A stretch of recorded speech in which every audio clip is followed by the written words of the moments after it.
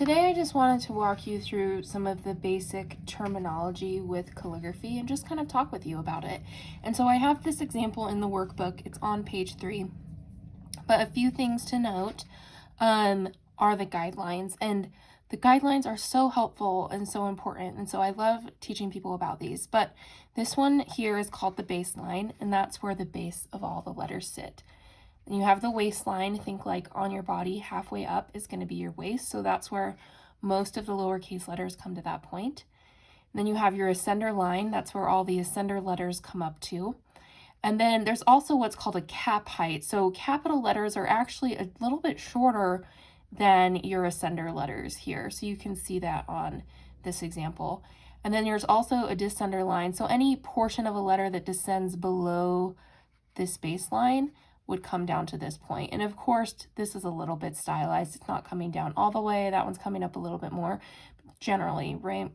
And the other one is this angle line. So for the angle, the typical angle for calligraphy is 55 degrees for copperplate calligraphy. And so that's this angle that we're working with here.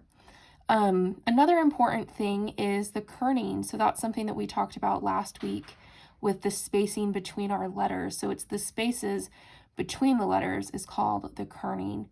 Something that's called a counter is the interior part of a letter. So the interior part of an A or this G or this P would be a counter.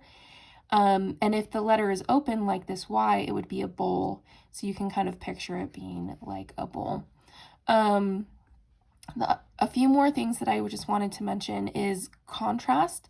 That's the difference between the thinnest line and the thickest line. And so depending on what nib you're using or what brush pen you're using, you may have a lot of contrast, meaning that they're really thin lines and really thick lines, or very minimal contrast, meaning that they're really similar in thickness. Another term for the waistline, the spacing between the waistline and the baseline is called the X height. So that's here.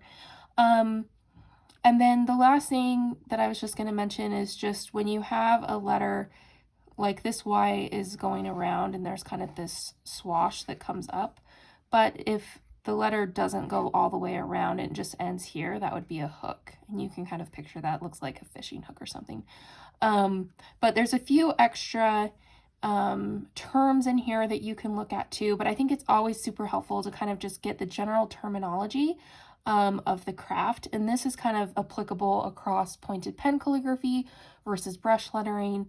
I sometimes just call it lettering in general, but kind of these same terms are all applicable to all of that. So I just wanted to walk you through that, and let me know if you have any questions about that.